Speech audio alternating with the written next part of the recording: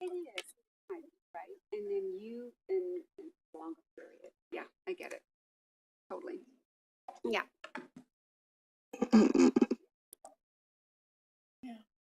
Yeah, me too.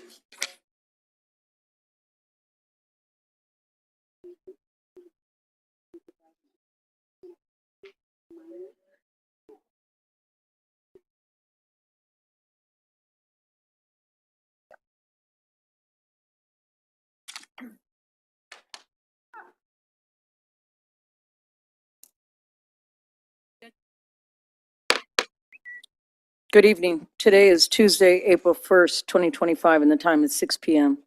I will now call to order the meeting of the Victorville City Council, and the same council sitting as the Victorville Library Board of Trustees, Southern California Logistics Airport Authority, successor agency to the Redevelopment Agency, the city as a housing asset successor, Joint Powers Finance Authority, and the Victorville Water District. Madam Clerk, will you kindly call the roll? Councilmember Godin. Present. Councilmember Irving. Here. Councilmember Jones.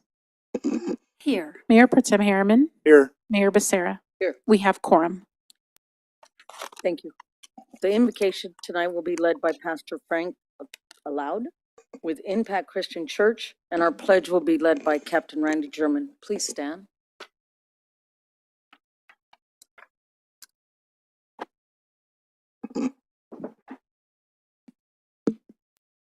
Won't you bow your heads with me for a time of prayer? Gracious Heavenly Father, we come before you today with hearts humble and grateful for the opportunity to serve this community. Thank you for the gift of leadership, for the trust placed in each person here, and for the blessing of peace and order in our city. Lord, we ask for your wisdom beyond our own to guide every decision made in this room. Help us to lead with integrity, to listen with compassion, and to act with justice. Where there is division, bring unity. When there is need, strive generosity. When there is fear, let the presence of Christ reign. We pray especially for the citizens of this city, for families striving, for children growing, and for the elderly in need, and for the unseen and seen among us. May our work tonight be not for personal gain, but for the flourishing for all. Bless this council, O God, with courage, clarity, and conviction. May our words spoken and actions taken reflect your love, your truth, and your righteousness. In the mighty name of Jesus Christ, I pray. Amen.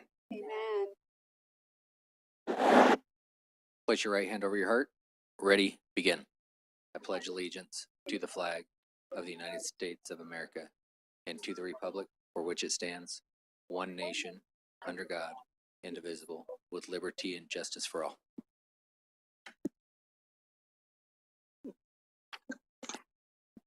Madam Clerk, will you present the agenda and any revisions there too? Thank you, Madam Mayor. There are no revisions to the agenda this evening. At this time, are there any conflict of interest declaration? Madam Mayor, I'd like to identify that for item 9, I'll be recusing myself from participation in that item, as I live fairly close to the location. Item 4, sir? Is that, Item 4? you said 9. I'm sorry, I was like, I'm sorry, item 4. Item 4, I must be. I was going to say I'm missing part of the agenda. Item 4, I'll be stepping out to recuse myself to avoid the potential perception that a conflict of interest exists. Thank you, sir. Madam Clerk, are there any requests to speak? Madam Mayor, my apologies. Have we done the Pledge of Allegiance?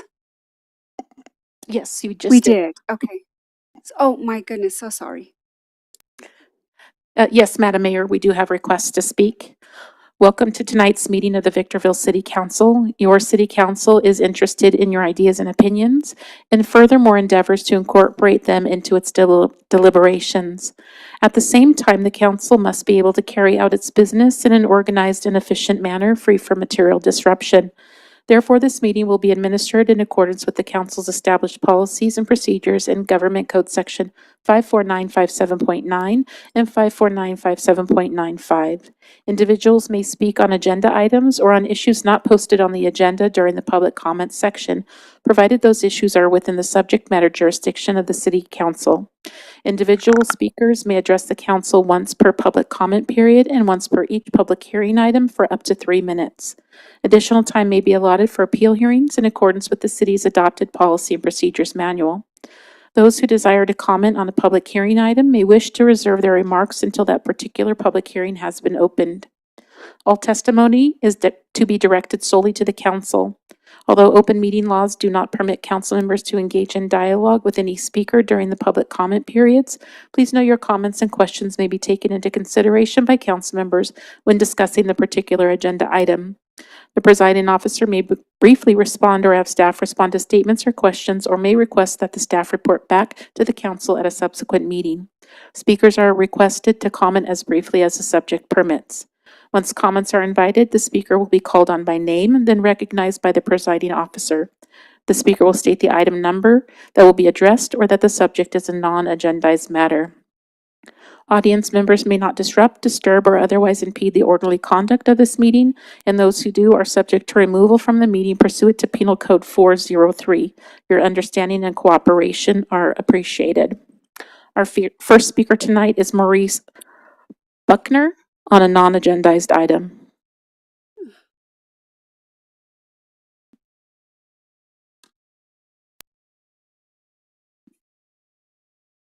Hello. Good evening, City Council members of Victorville. My name is Maurice.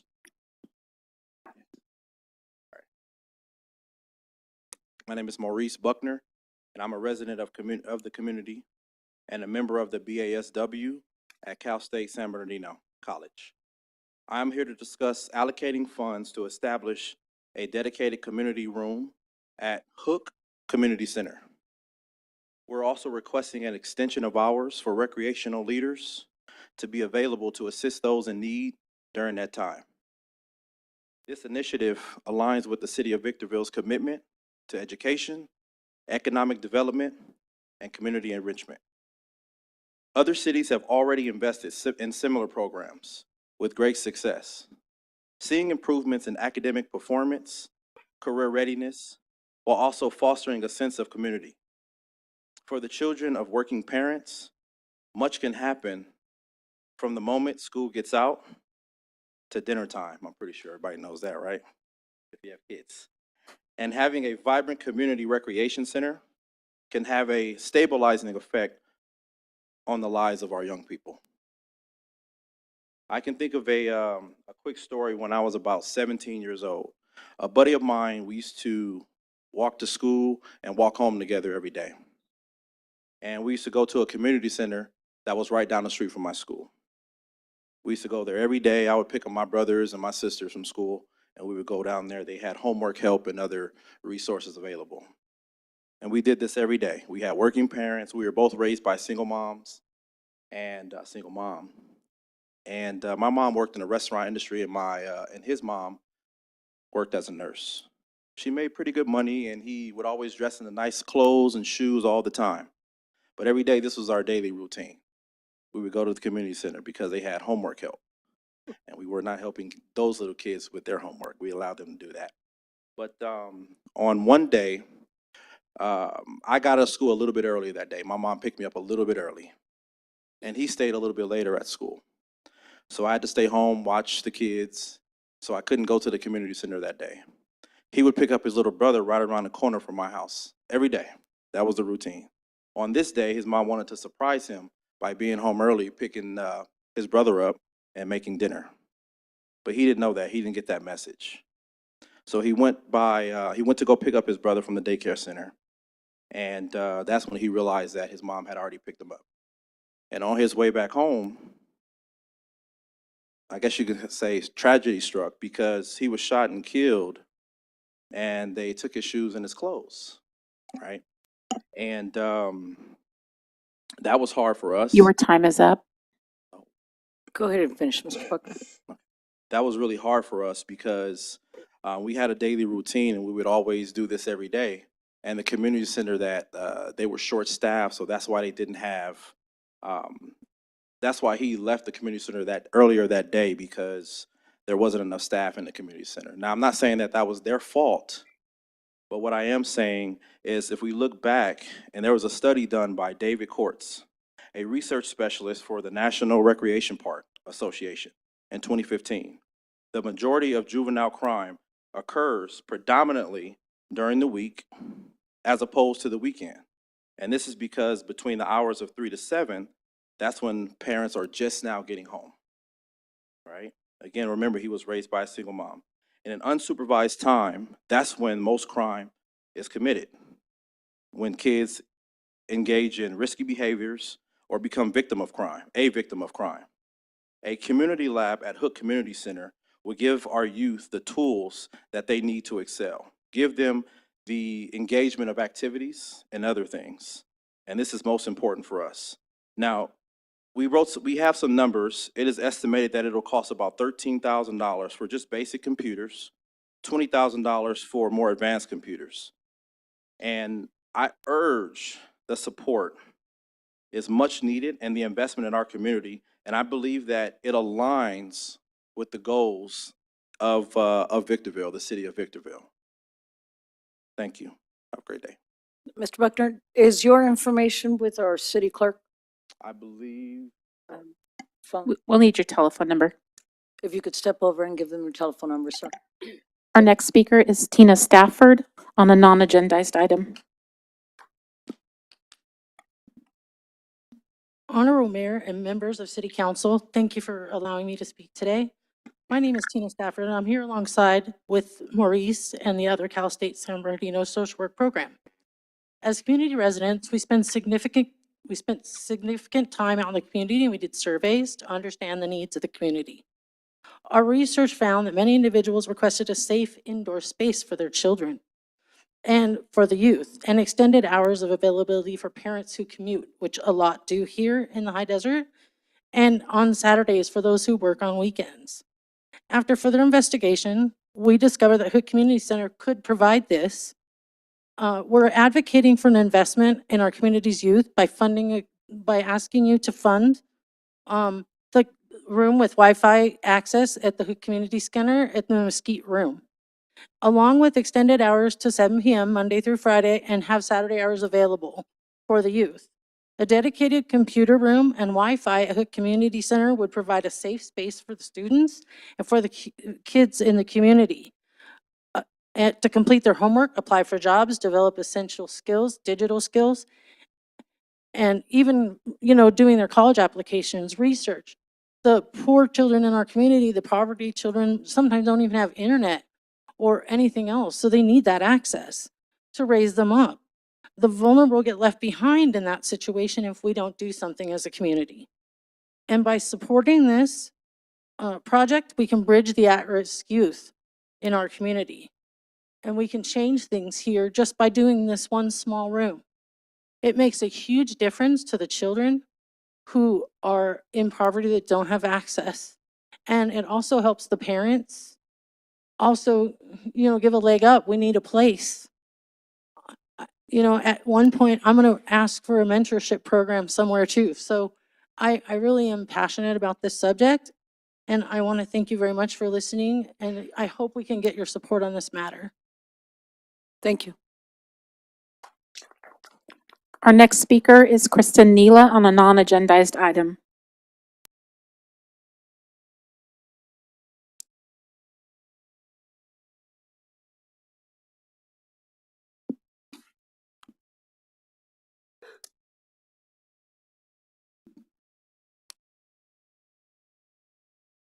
Hi, everyone.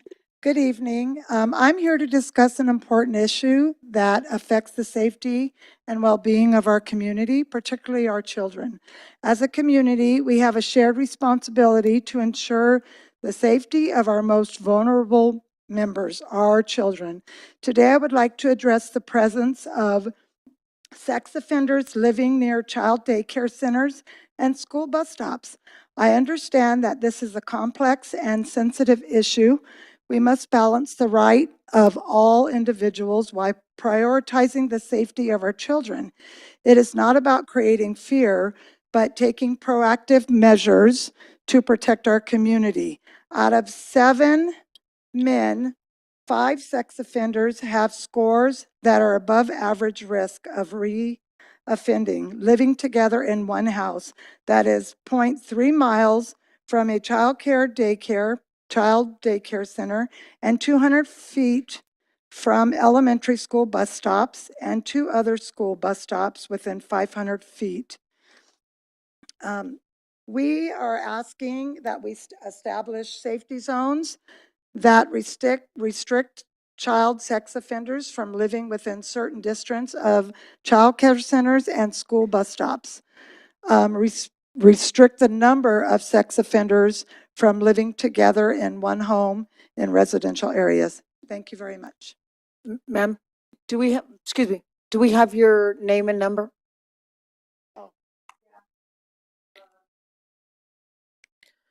Our next speaker is Lauren Benson on agenda item number 5.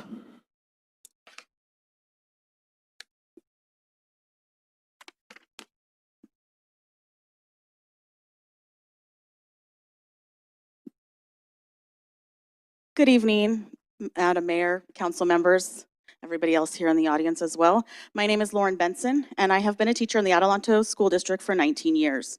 The school that I currently teach in is located in Victorville. The majority of the families I serve reside in Victorville as well. This is why I felt it important to come speak to you this evening. I want to address agenda item 5, Measure P Oversight Committee membership. I noticed that Michael Kraus was on the agenda for consideration to extend his appointment for 4 years as the resident member of education. Mr. Kraus is not someone I would want the city to be tied with. Currently, Mr. Kraus has a restraining order filed against him for harassment of subordinates during his tenure with the Adelanto Elementary School District, specifically the executive assistant to the superintendent, as well as 2 other district executive assistants. Mr. Kraus had a short tenure with AESD and an even shorter time as superintendent. He was relieved of his position of superintendent in June of 2024. Mr. Kraus ran in November's election to become a trustee for the Adelanto Elementary School District. He won the election by a small margin, probably because of the name recognition from when he was superintendent. I believe he ran to seek some sort of revenge against the people who relieved him of his position. In addition, I believe he wanted to assert power again over his victims that had filed their harassment claims and restraining order against him. According to the restraining order, Mr. Kraus must stay 100 feet away from his victims. In addition, he must be escorted by security to and from board meetings to avoid contact with them. He must attend the board meetings. Those ladies must attend the board meetings in the scope of their duties. He must also notify the superintendent 48 hours in advance to enter any district property and must be escorted as well. This restraining order is in place for the next 4 years. The Adelanto Elementary School District currently has 6 schools within the Victorville city limits. This means many residents of this city are being made aware of the allegations against Mr. Kraus and the restraining order. It does not seem like a wise choice to support someone or to appoint someone as resident member of education while a case against him is pending and his restraining order is in place. Currently, there is also a recall petition circulating to recall and remove Mr. Kraus from his position as a trustee. If removed, he would no longer meet the qualifications of someone in education. I would like you to consider the information I have provided and decide if this is someone you want serving on your committee. Thank you for your time. Madam Mayor, may I approach the city clerk to provide copies of the restraining order for you guys? Thank you. Hold on.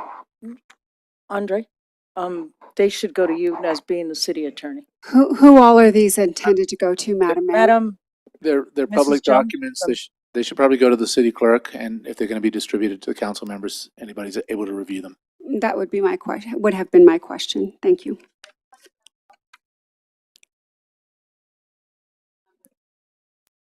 thank you. If you could hand them to the city clerk. Our next speaker is Kimberly Smith on agenda item number 5.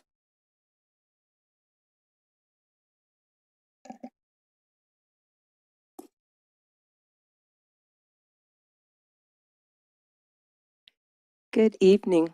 Oh, you can hear me. Good evening, Madam Mayor, council members, and everyone else that's up here this evening, everyone out in the audience. My name is Kimberly Smith, as I was just introduced. I am a proud resident of Victorville, as well as a fifth grade teacher for the Adelanto Elementary School District, where I have been serving there for over 20 years. I'm speaking this evening to express my agreement with Mrs. Benson's concerns regarding the current situation involving Mr. Krause's pending appointment to serve as the resident member of education in the Measure P Oversight Committee.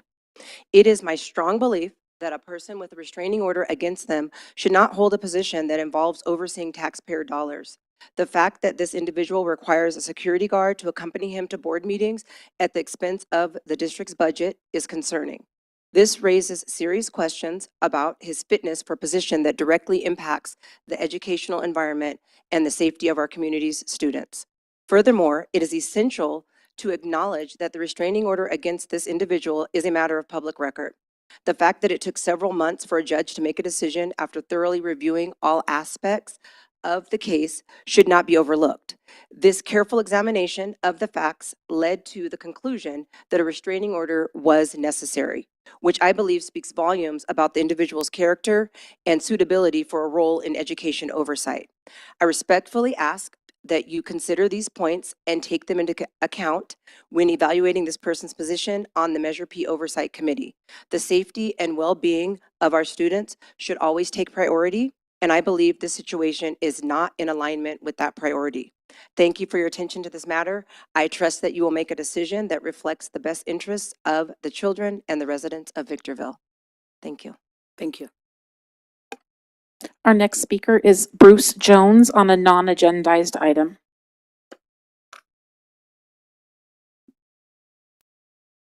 Thank you. My name is Bruce Jones. My remarks tonight are for you, the current members of the City Council. I'm proud of what I see before me.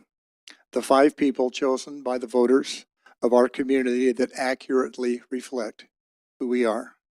A diverse group for a diverse town. If we had looked at these 5 seats 50 years ago, it would have looked quite different. In fact, at least 4 of you would not have been sitting there. Smile.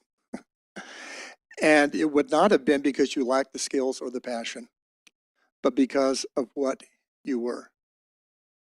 But things have changed in 50 years, and here you are now. So gather round me, City Council.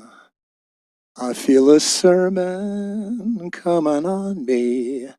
Now the subject will be you and what you're gonna do. So if you want to hear your story of politics and glory, I will deliver the history of Victorville. City Council, you got to accentuate diversity and rejoice in inclusivity, and don't stop till you have equity. Don't mess with nothing short of that. You've got to make sure we all participate and help every single voter to relate. Have faith that what you're doing is better for everyone in town. We'd better accentuate diversity, rejoice in inclusivity, and don't stop till we have equity. Try not to leave folks out. No, no, no, try not to leave folks out. Now, what changes will we see the next 50 years? What groups will we see represented in your seats then that we do not see now? There's a group here in the high desert that is still not represented in those seats.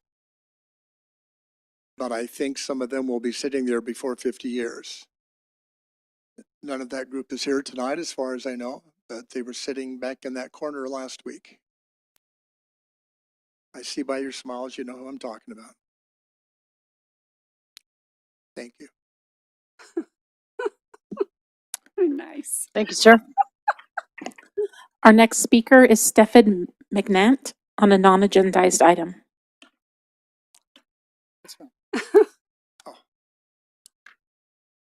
I didn't hear the question. I'm sorry. There was no question. She was introducing the next speaker.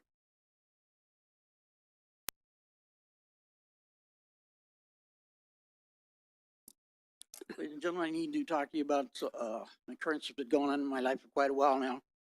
It's about a gang, electronic gang stalkers that are ravaging Mentone in here right now. They, deal Excuse me, drugs- can you please step closer to the microphone so we can hear you? They deal drugs and they hurt people.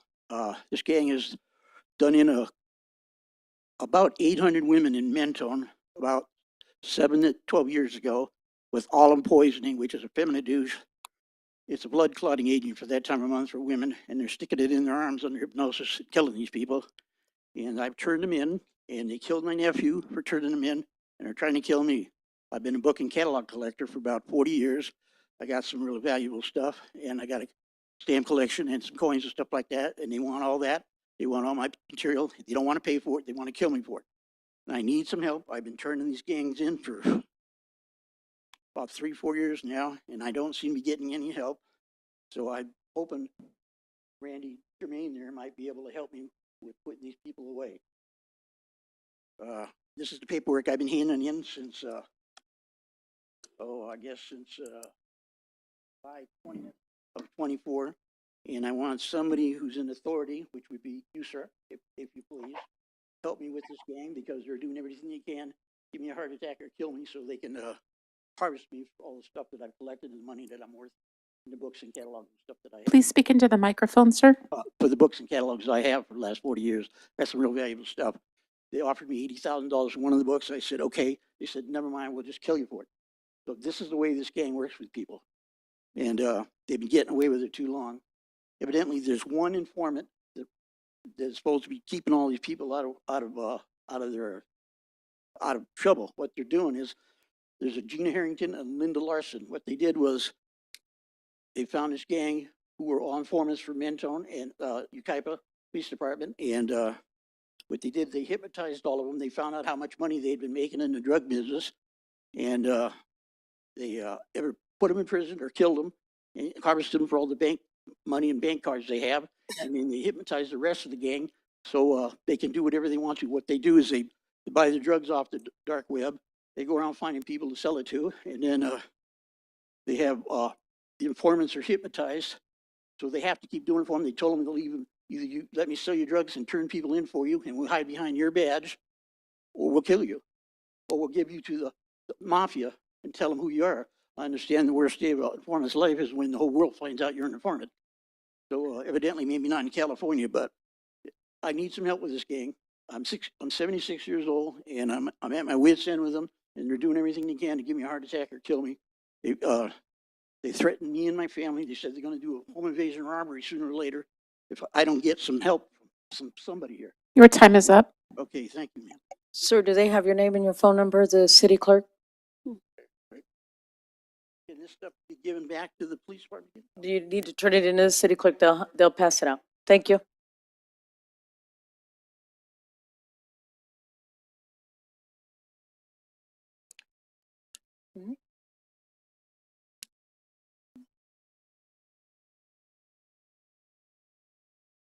Why?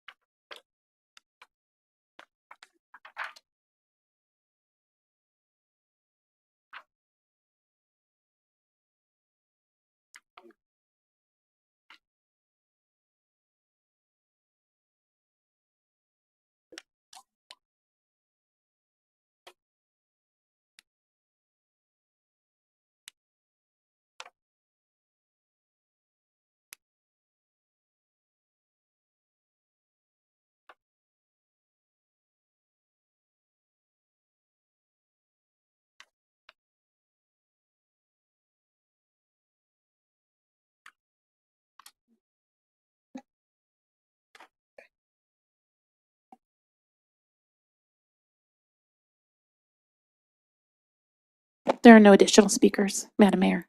Thank you. If I could ask council, let's pay attention over here. We'll take a break before number 5 so we can read the papers that were handed to us. At this time, we'll move on to the consent calendar, items 1 and 2. Is there any questions or comments by the council?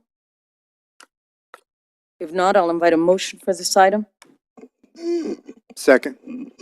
I'm sorry, was there a motion? No. So, Madam Mayor, I move that, this is items 1 and 2 on the consent calendar. I move that the city council adopt the recommendations as set forth on the calendar, as presented on the agenda, and we acting as our capacity on the various agencies. I have a first by Councilmember Jones, a second by, do you agree with her motion? Yeah, I'll second. A second by Mayor Pro Tem Harriman. Madam Clerk, will you take the vote, please? Councilmember Godin. Yes. Councilmember Irving. Yes. Councilmember Jones. Aye. Mayor Pro Tem Harriman. Yes. Mayor Becerra. Yes. Motion passes unanimously. Thank you. We've now taken action to approve items 1 and 2 in accordance with recommendations as set forth on the agenda. Item 3, written communications. Housing and Homelessness Incentive Program, agreement with San Bernardino County. Mr. Metzler, would you kindly introduce this item? Thank you, Madam Mayor and members of the council. This item involves grant funds being offered by the County of San Bernardino in the order of $489,829, where those funds were originally sourced through ARPA funds received by them through managed medical plans. And so with that, as these funds have been offered to the city, they've been offered to the city effectively to support individuals that are enrolled in medical managed plans and are residents of the Victorville Wellness Center. And so with that, we have a number of residents of the Victorville Wellness Center that actually take advantage of those programs. And so with that, funds have been identified as eligible to benefit our wellness center and those residents within. And so with that, this item does deal with effectively the award and acceptance of the grant funds, and will be used to offset the operating costs at the center. So with that, the author on this item is your city planner, Mr. Alex Hadigi, and he's available for any questions or comments you might have. Thank you, sir. Madam Clerk, would you please read the recommendation? That the Honorable City Council take the following actions. Adopt Resolution Number 25-021, authorizing an agreement between the City of Victorville and San Bernardino County to receive Housing and Homelessness Incentive Program grant funds in the amount of $489,820 to support the ongoing operation of the Wellness Center by serving individuals experiencing homelessness. Authorize the city manager to finalize all documents needed to execute the agreement, and adopt resolution number 25-022, amending the annual budget for fiscal year 2024-2025 to reflect an additional appropriation in the amount of $489,820. Thank you. At this time, we'll do technical questions from Councilmember. Councilmember Godin? Yeah, I had one question. Thank you, Madam Mayor. It's my understanding that this grant is able to be used for individuals who are part of the Medi-Cal managed plan.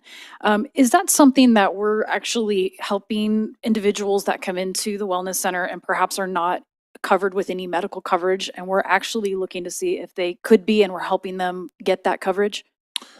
Thank you, Madam Mayor and members of the council. Actually, that's a really good question, and actually that is one of the many roles that our case managers effectively take on as one of their responsibilities on site. So as we have entrance to the center, they do get interviewed, and we do work with them to identify all benefits that they may currently be receiving. But certainly, if they are eligible for others, then we'll work towards connecting them with those additional services or funds.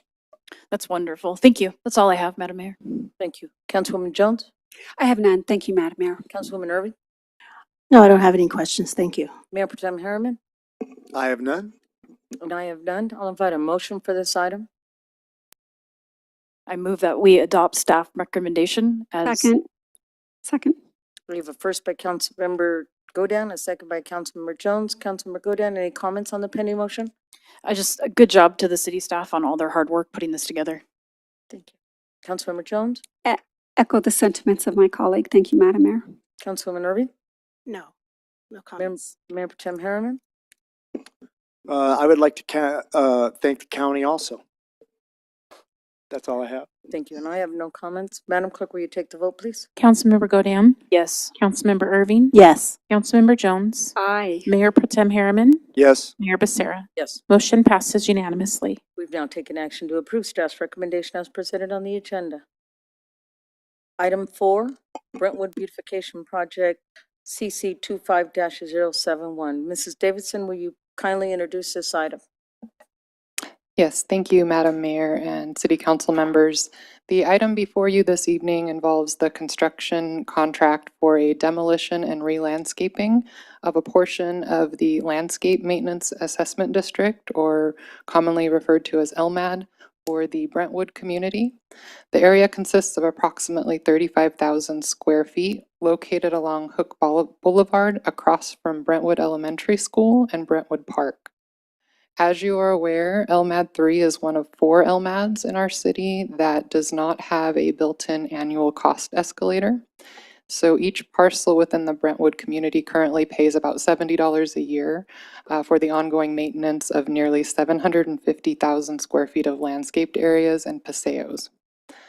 The maintenance costs have increased over the years, and the inability to escalate that associated assessment fee has resulted in some deteriorated conditions.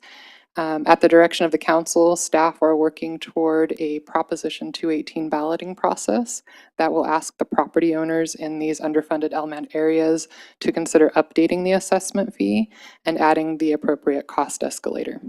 But in the meantime, staff have also been looking at other ways that we can proceed with beautification projects. We've been able to, for the last 3 years, apply for CDBG grant funding. In this case, it's construction funding for 2 projects that have been recommended by the Community Planning and Development Grant Subcommittee and ultimately approved by the City Council as part of the annual action plan for the 23-24 and 24-25 program years. The first project, you may recall, was completed last year. It consisted of approximately 11,000 square feet along the south side of Nisqually Road. That was between First Street and Hesperia Road. And then the project before you this evening represents a second project to utilize CDBG funding in combination with available LMAD funding to restore landscaping in this very highly visible and highly utilized area. These demonstration projects can help residents see how xeriscape and xeriscape landscaping can be beautiful, cost-effective, to maintain, and also sustainable from a water usage perspective due to our desert climate and our ongoing regulatory requirements related to water conservation. The project was designed in-house by our very talented staff in a collaborative effort between Public Works, Water, Building, and Community Services. It utilizes xeriscape concepts that incorporate materials such as drought-tolerant plants, decomposed granite, and boulders, and also includes benches and walkways. Collectively, the design helps conserve water and keep maintenance costs sustainable while also making the space more inviting and usable. Bids were solicited for the project using formal bidding procedures to comply with our CDBG requirements. 6 bids were ultimately received, and I'm happy to report that we have a best value bidder identified as Contractors Connect, which is a Victorville-based contractor.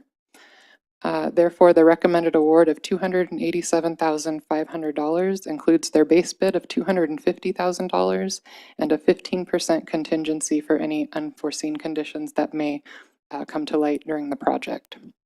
The author of this item is your Director of Public Works and Water, Mr. Doug Matthews. He is not here with us this evening, but we do have our Assistant Director of Public Works, Mr. Juan Robinson, and he and I are both available to help with any questions you may have. Thank you. Madam Clerk, would you kindly read the recommendation? That the Honorable City Council approve the award of construction contract for the Brentwood Beautification Project, Project CC 25-071, to Contractors Connect in an amount not to exceed $287,500. Thank you. At this time, we'll do technical questions from Councilmember. Councilmember Jones? No, I have no questions. Thank you. Councilmember Irving? I don't have any questions. Thank you. Councilmember Godam? I have none, thank you. Mayor Pro Tem Harriman? I have none. I have done. Thank you. I'll invite a motion for this item. Thank you, Madam Mayor. I move that we adopt staff's recommendation as presented on the agenda. Second. We have a first by Councilmember Jones, a second by Councilmember Irving. Comments on the pending motion, Councilmember Jones? Thank you, Madam Mayor. Yes, so I'm so glad to see this come before us. I think it's long overdue, and I certainly appreciate the um, uh, plight, as it were, of this particular area. District 2 certainly feels this, as we don't have a built-in escalator also, although we all bought into a community that we thought it was a great community, not realizing that over time it would be to our detriment because there wasn't a built-in escalator. So I'm happy to see this for Brentwood. It's overdue, and I'm happy to support it. Thank you, Madam Mayor. Councilmember Irving? Yes, thank you, Madam Mayor. I'm a firm believer that we are stronger together. I'm so happy that staff worked collaboratively to come up with a solution that faces our community. And I'm also very happy that we are working with the local vendors. So thank you. Kudos to staff. Thank you. Councilmember Godin? I have none, thank you. Member Tim Harriman? I'm always last and everyone says what I want to say. I'll call you first next time. But I am glad a local contractor from Victorville got the work because we have a hard time finding local contractors to work for the city. So that's a good sign. That's all I have. Madam Clerk, will you take the vote? Councilmember Godin. Yes. Councilmember Irving. Yes. Councilmember Jones. Aye. Mayor Pro Tem Harriman. Yes. Mayor Becerra. Yes. Motion passes unanimously. We've now taken action to approve staff's recommendation as presented on the agenda. At this time, we're going to take a 10-minute break.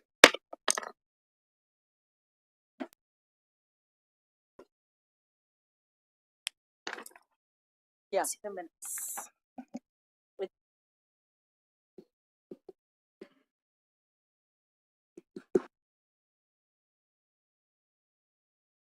Also,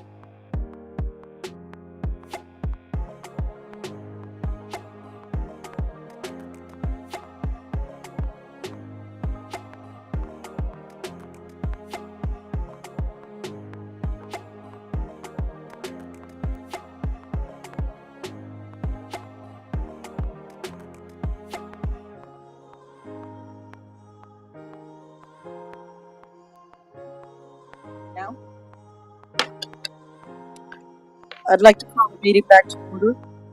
Yeah, we have an echo. Testing, testing. Okay, now it's fine. I'll have a seat. There we go.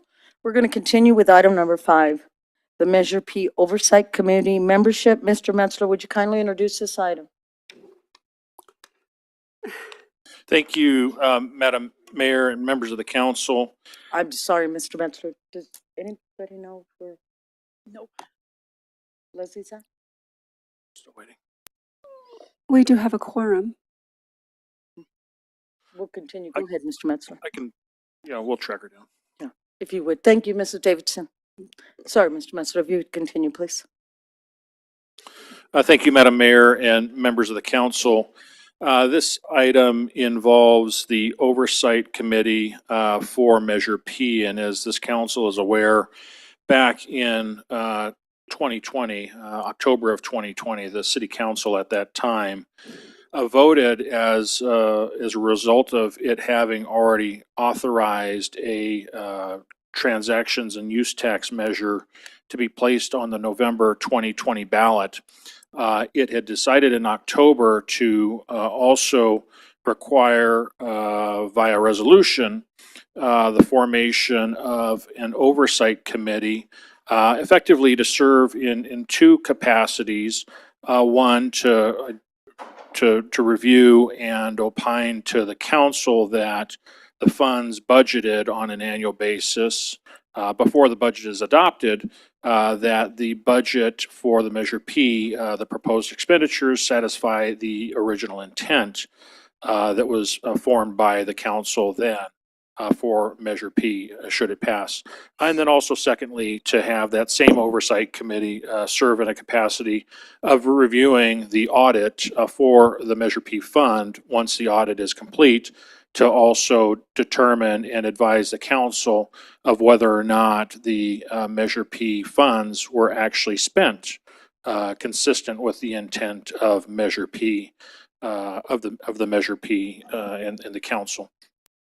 And so with that, that was kind of the genesis for the committee. Of course, as we know, Measure P was adopted by the voters in November of 2020, and revenue started to be levied in April of 2021. And since that time, we've effectively been collecting Measure P funds. Of course, the Measure P funds have been relied upon to serve as a funding mechanism for a lot of the new things that we've done in terms of enhancing public safety, but also a number of other services.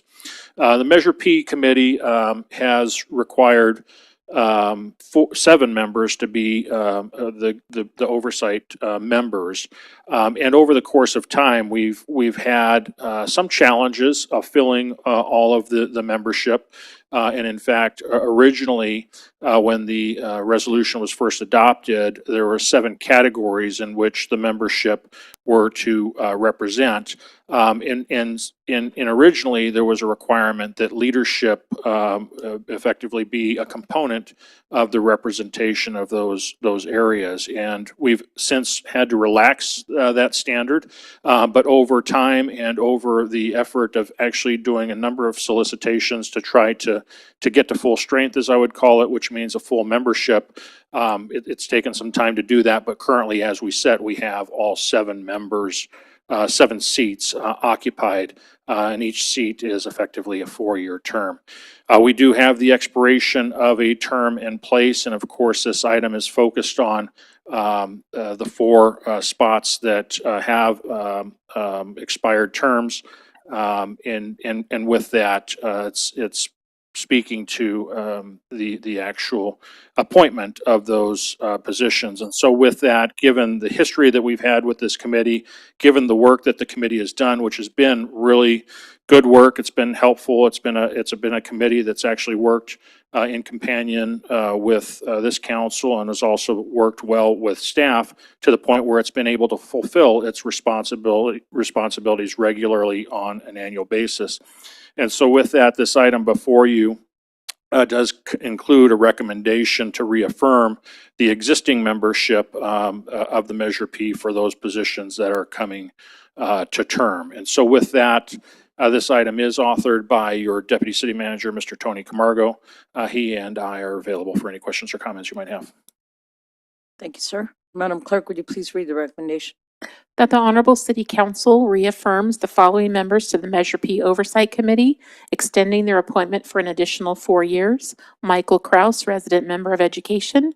Mark Creffield, Resident Member of Local Chamber of Commerce.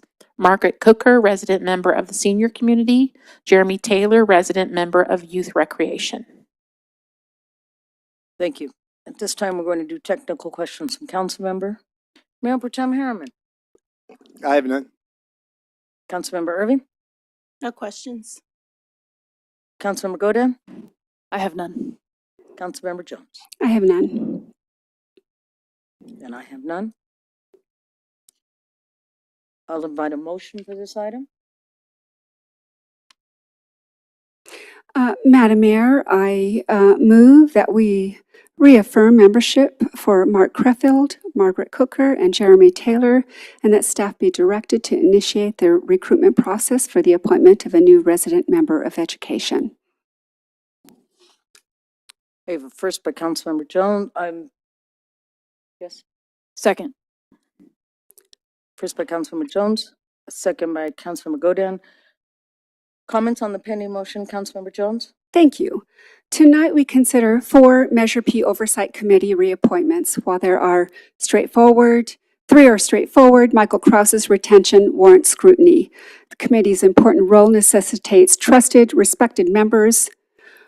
Residents must have absolute confidence in its integrity and not be burdened by a member under a workplace violence restraining order that protects 3 women who live in the high desert, 2 of them right here in Victorville.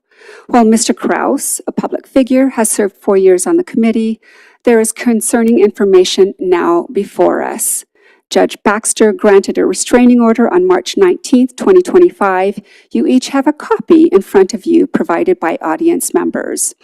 I was present for a few of the hearings, including the final one, because I was called to testify. I also had numerous discussions with the women involved where they tearfully recounted their experiences with Mr. Kraus. Their fear continues to this day.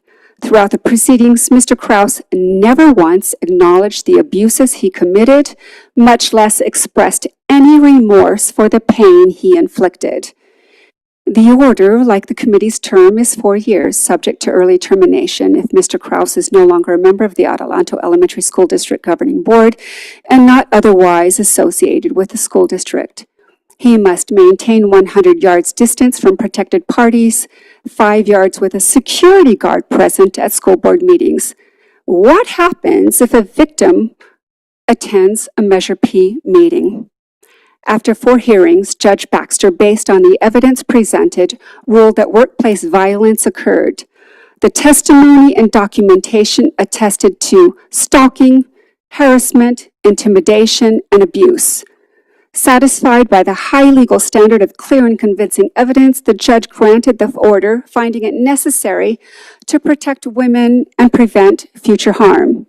Xenia LaVey, Ireri Peralta, and Sandra Alamillo would suffer greatly from a vote for Mr. Kraus's retention. To allow him to remain in this role is to actively dismiss their pain, their very real fear and trauma, a dismissal we cannot, in good conscience, condone. It would irrevocably tarnish the integrity of the Oversight Committee and, by extension, our city. We cannot allow this. We must not add insult to injury. Compelling arguments presented by public speakers this evening demand our utmost consideration. In the interest of upholding safety and respect, I urge you to vote in favor of the motion. My comments, the intent of which is solely to ensure that this council makes informed decisions, are based on factual information, my own direct knowledge of the court proceedings, and my discussions with the victims. Thank you, Madam Mayor. Mr. City Attorney, I have a question. By her own admission of testifying in this court hearing that we now have a copy of, wouldn't that be a conflict of interest? No, I wouldn't see any conflict of interest based on that. You would not? No, Okay, correct. thank you. I have, laugh all you want, I'm just making sure that the city is covered Thank you, Madam Mayor. Mayor Pro Tem Harriman, any comments? I don't have any comments. Thank you. Councilmember Godin? I have none, thank you. Councilmember Irving? No, I don't have any. Yes, I do. Well, I am very concerned about the allegations. I understand this is a pending case. Is that right? No, it's a permanent restraining order. No, I understand the restraining order because the gentleman is a board member in the district, right? Yes. I understood the ladies earlier to get in their presentation to say there's a pending case against this gentleman. Is that N- incorrect? Not that I'm aware of. Oh, okay. All right, but nevertheless, this is going on at the school district. Mr. DeBernowski, does this gentleman still meet the requirements? The eligibility requirements are set forth in the bylaws. The restraining order is not addressed in the eligibility requirements. Technically, he still meets the eligibility requirements as set forth in the bylaws. That being said, the council has full discretion to appoint and or remove committee members. Right. Well, I don't condone violence of any kind or harassment of any kind in the workplace. My question as a council person is, has the gentleman served well in his capacity? Mr. Benson? Who could answer that? In his capacity as an oversight board member, yes. Okay. Thank you. I also have a couple of questions. Mr. Benson, what is our budget as a city of Victorville? Approximately $350 million. And the Measure P committee gives us advice, or what do they serve? They serve in the role of effectively reviewing both the budget and the audit. And they're responsible for at least advising you that in the case of both of those documents, that the proposed expenditures or the actual expenditures are done or being proposed to be done consistent with the original intent of the Measure P measure. But the ultimate responsibility for the expenditure of the city of Victorville's money is the city council, isn't it? The ultimate authority over all funds for the city is the city council. So it's up to us to decide what you bring in front of us as a approved, a budget that to go forward.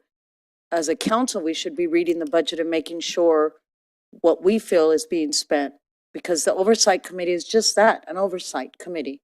They're not an authoritarian board. They can't stop the budget, in other words, right? They're not they don't have an authoritative role. They effectively serve as an extra set of eyes for the council to have a view before the council takes action on the budget or even considers the final report, audit report for filing. The Measure P committee is effectively an extra set of eyes to review those two documents before the council does, to basically lighten your load, if you will, as to whether or not what's proposed or what's actually been expended satisfies the intent of Measure B. Okay, thank you. So, Madam Mayor, I do have questions now, although I didn't ask any, but I do want to springboard from yours. You were actually out of time on your comments on the pending motion. I have questions. Okay, Comments, we're on gotcha. comments. So she was just asking questions, so I'm presuming that those weren't comments, they were questions. So are we not doing questions again? We already did questions. You didn't have any. I didn't, but you just asked questions, so may I now ask questions? Madam Clerk, can we get a, Madam Mayor, it's up to you whether or not you wish to do that. we'll go back to questions. Thank you. So, I mean, and only because I think it's fair being the only member on this council that sat on the council when the Measure P was being contemplated for being placed on the ballot. There was a very strong belief by the council at the time to form the Measure P committee as an oversight committee for very strong reasons, because the measure was going to be placed on the ballot as on the general election rather than a special election, right? So, but we carved out the terms of it so that it would feel like the criteria that would be necessary for a special election, meaning that it was intended for certain purposes, and thus the oversight committee. So the oversight committee is not just a nothing thing. It is a very important thing. It was very important to the council at the time that this was placed on the ballot, and to make any, well, Mr. Metzler, let me ask you that. Is that a fair assertion? Can you restate that again, please? Sure. Is it true that at the time that we were contemplating the Measure P issue, that part of that was a very strong belief that the Oversight Committee would play a very important role, not only in the measure passing, but for ongoing oversight in perpetuity, that it was not just a nothing thing, that there was real meaning to it. Is that fair? It certainly wasn't the council's view to see the oversight board play a role in the passage. Certainly, the idea of having an oversight board was to share with the voters that there would be additional review to make sure that the measure wasn't going to be spent frivolously, that it was going to be spent for intended purposes. Certainly was intended for it to have meaning, as I had spoken to already, which are the specific roles that they currently play. Correct. So the oversight is very important. Fair? It certainly was when the council approved it then, and it's certainly approving an important role today, yes. And it was intended to be in perpetuity, correct? That was a strong sentiment of the council that I sat on. So I'm trying to recall. Well, I'll just tell you it was. Okay. Thank you. Thank you, Madam Mayor. Well, since we're going to go there, as that gentleman said, 4 of the 5 council members, when it was passed, are no longer here. We're responsible for Measure P and the way it's spent. We made a promise to the people, Ma'am, Madam I Mayor. will ask you to, No, Madam Mayor, we made a promise to the people. and we're sitting here making that same promise, reviewing. Hopefully, the Madam budget. Mayor. We are sitting here making that same promise to the people sitting in the audience when we listen to them and go off what they're telling us. We are responsible for our duties as a council member that were voted in by the city, not by because we don't like certain people on a certain board sitting. That's what we're here to do. We are here because they voted. Yeah, us in. Thank you. nonsense. Thank you, Madam Madam Clerk, Mayor. will you please take the vote? Councilmember Godin, Yes. Councilmember Irving, No. Councilmember Jones, Yes, on my motion, yes. Mayor Pro Tem Harriman, Yes. Mayor Becerra. No. Motion passes with Councilmembers Irving and Becerra voting no. We've now taken action to approve staff's recommendation as presented on the agenda. It was a recommendation to move forward with Mark Creffield, Margaret Cooker, and Jeremy Taylor to reaffirm for Measure P and to recruit for the position that would become vacant for resident member of education. Thank you very much. I appreciate it. We've approved staff's recommendation. Thank you very much, Madam Clerk. Discussion and possible action that would require city council members, should they be scheduled for an event that costs the city money and fail to attend, that they have to reimburse the city for these expenses. Mr. Metzler, this is an item that I introduced. It's self-explanatory, so that's all I would like to say. Mr. Metzler, anything else you'd like to add? Nothing further by staff, Madam Mayor. Madam Clerk, would you please read the recommendation? Any action is at the discretion of your honorable city council. At this time, we'll do technical questions from Councilmember Godin. Yes, thank you, Madam Mayor. I do have a question.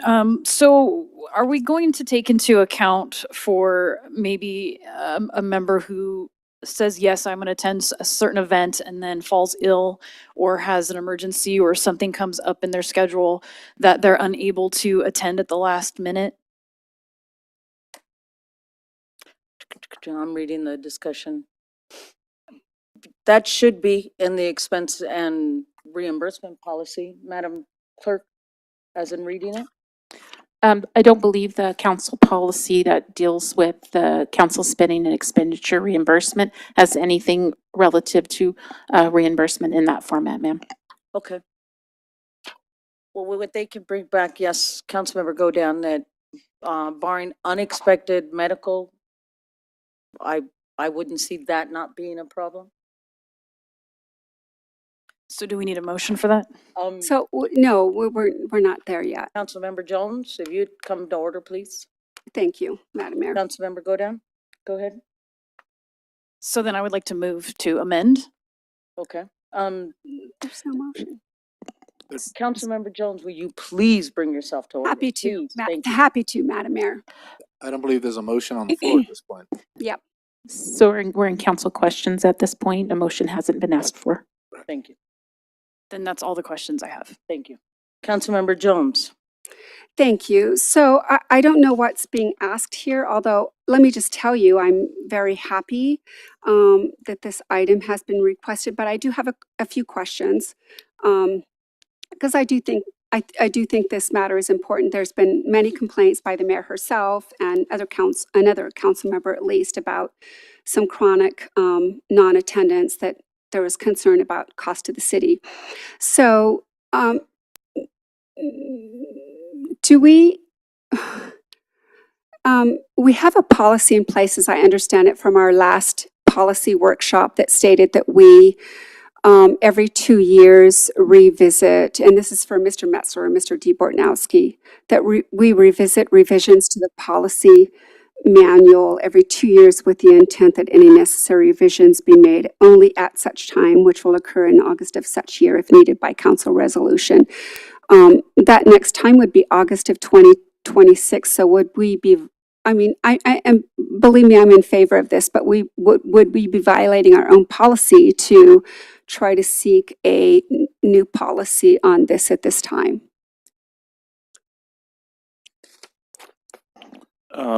Madam Mayor and members of the council, I can take a stab at that, and I'm sure the city attorney would like to take a stab at that as well. So what's been characterized by Councilmember Jones would be correct in the sense that if whatever action the council chose to take tonight, if the action was desirous of amending the council policy and procedures manual, we do have provisions that only allow for it to be amended or changed every 2 years. So that would be a correct statement. However, I believe with what we have here attached, certainly council policy 24-07, it's my understanding that that's separate from the council policy and procedure manual. I believe, in fact, the council policy and procedure manual points to CP 24-07 in certain sections dealing with expenses for the council. And so if the council was desirous of taking action and focusing that action on amending or making changes to CP 24-07, my view is that would be outside of that action by the council to only approve the changes to the council policy and procedure manual once every 2 years. Okay, so I didn't realize, so thank you for that. So that actually makes me feel a little bit better. Thank you. Thank you, Madam Mayor. Councilmember Irving? Yes, I have one question, and maybe twofold. It's kind of piggybacking on Councilwoman Godin's question. So if someone misses or does not attend a particular conference or event that's been paid for by the city for an emergency or a medical emergency, how would one document that? I mean, because okay, We're just going to say we can. right on. Thank you. Go ahead. How would that be documented? Or would the council require some kind of documentation from a medical? I think that's something that we would discuss, as in Councilmember Godin said, what would be considered an emergency? Because I had a headache, I didn't go, or because my husband had a heart attack, I didn't go. Right. What would be, where would be, because I woke up with a migraine. Well, some migraines for people, you can't even get out of bed. Other people, you just take 2 aspirins and you keep going. What would be, the thing is something we would need to discuss in the motion to figure out where we're at and how we would do these expenses. But yes. Okay, I just wondered, how would one document that? And would it be necessary to document such an absence, or would you take the councilperson's word if they call to be excused? That's where I was going with that. Thank you. Thank you. No further? No questions. I Okay. just need clarification on that. Okay. Mayor Pro Tem Harriman? Yeah, yeah, we're gonna have to have a discussion about this because we haven't mentioned maybe a death in the family or something like that. So in my opinion, it'll be more, we're gonna have to discuss it and come up with, some deeply think about what, rewards, or that's probably not the right word, but we need to think about it a little more because there's a very, medical is not gonna just do it. If my father dies, I can't go. I gotta go. That's not medical. That's all I have. Oh, yeah. Okay. My dad's fine though, but I was gonna say.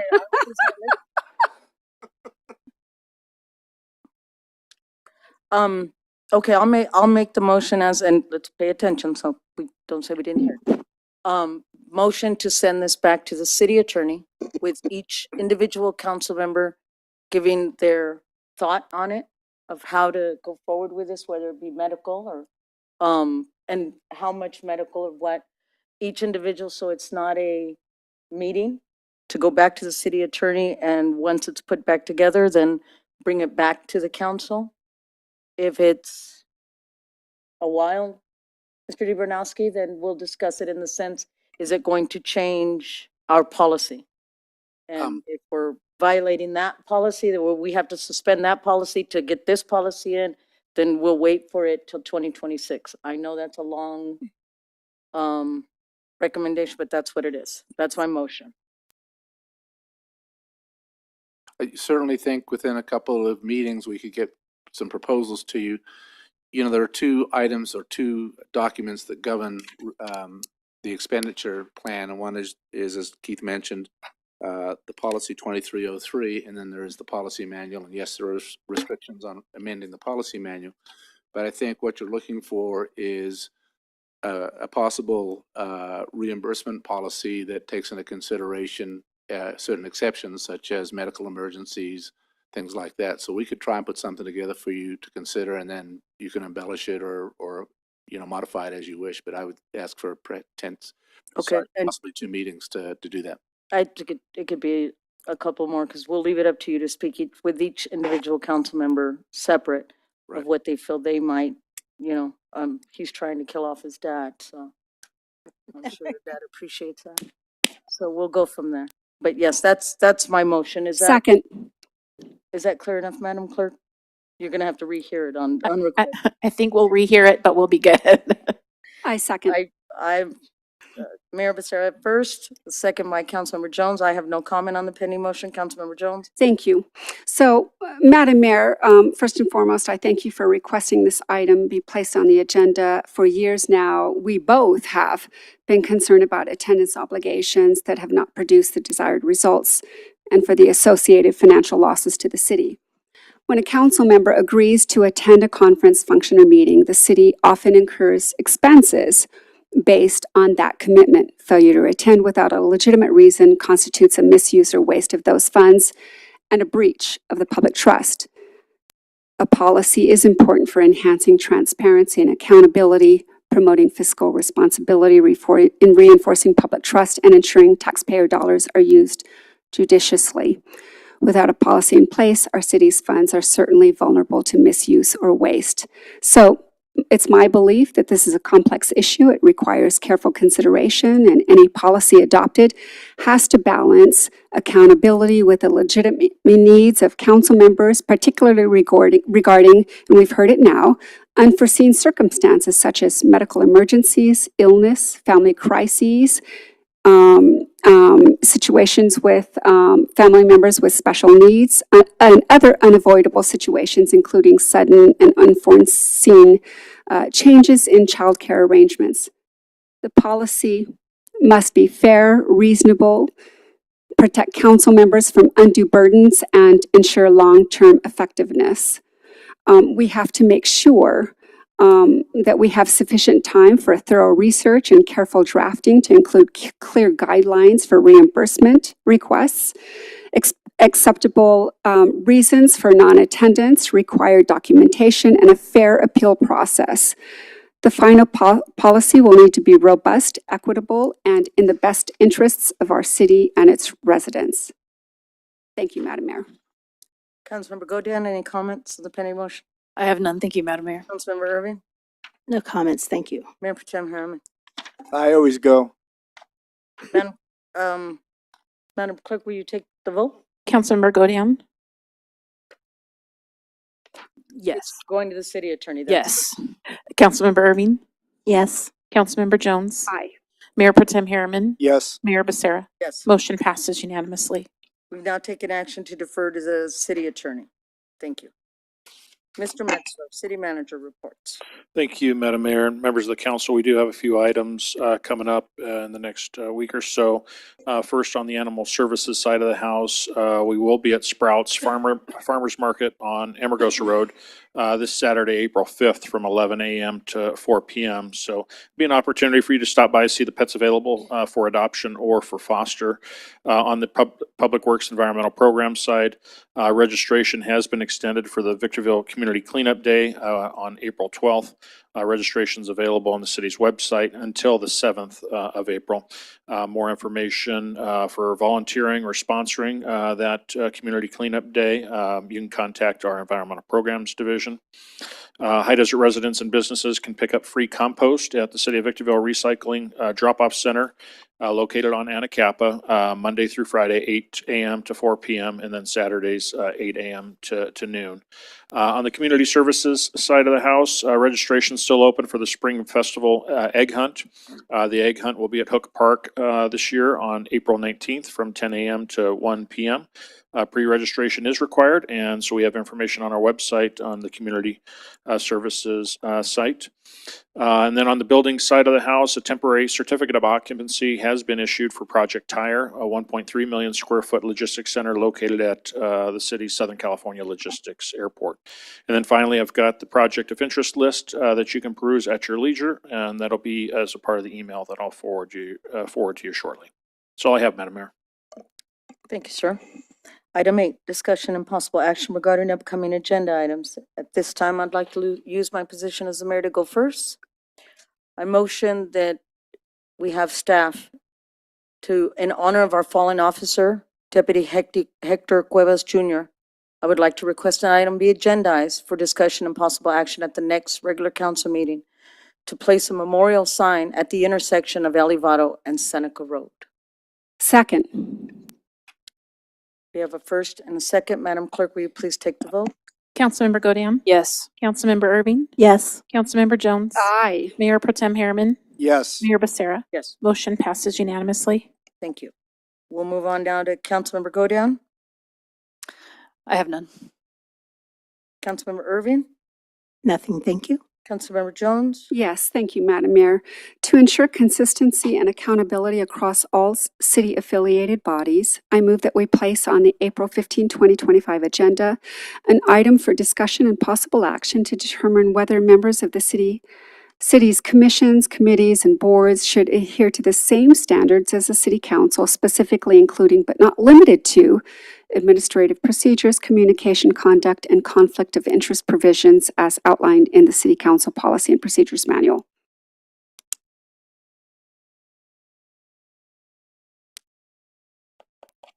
Is there a second? No second? I'll second that. Madam Clerk, will you take the vote, please? Councilmember Godian? No. Councilmember Irving? Yes. Councilmember Jones? Aye. Mayor Pro Tem Harriman? Yes. Mayor Becerra? Yes. Motion passes with Councilmember Godian voting no. Thank you. Thank you, Madam Mayor. That's all I had. Mayor Pro Tem Harriman, anything for discussion and possible action upcoming agenda? Yes, I'd like to put on the agenda, to have a discussion and possible, adoption of a community center at the Hook, Community Center, as, the person that spoke earlier, in the meeting today, and, have, more of a discussion on what he's, asking. Second. So, uh, may I ask a clarifying question, Madam Mayor? What do you mean? Okay, go ahead. Could you be a Not the little clearer? greatest at that. Well, it's a motion, so it has to be clear. I'm just, Okay, so the gentleman got up and spoke and wants to maybe have a room at the Hook Community Center and some maybe extended hours for the youth to come in and have access to the Wi-Fi and maybe do homework and what have you. that makes it easier for me. Thank you. I Thank you. apologize. Thank you. Madam Clerk, will you take the vote, please? Councilmember Godin, Yes. Councilmember Irving, Yes. Councilmember Jones, Aye. Mayor Pro Tem Harriman, Yes. Mayor Becerra. Yes. Motion passes unanimously. Okay. At this time, we're going to do reports of council members. Mayor Pro Tem Harriman, I have none. Councilmember Irving, No reports. Thank you. Councilmember Jones, Yes, thank you. So, attended our VVWRA meeting. We're making progress in terms of, where we are in a new JPA agreement. I don't know where that's going to end up, but we're all certainly working hard on that. Have attended SBCTA, San Bernardino County Transportation Authority meetings. We have one tomorrow. On the agenda is certainly discussions about appointing a new executive director, as our current director is retiring, to our loss for sure. Also, chairing on the SBCTA General Policy Committee. Things are going well on that committee, a great team. And just attended the League of California Cities Revenue and Taxation meeting, very informative. Thank you, Madam Mayor. thank you.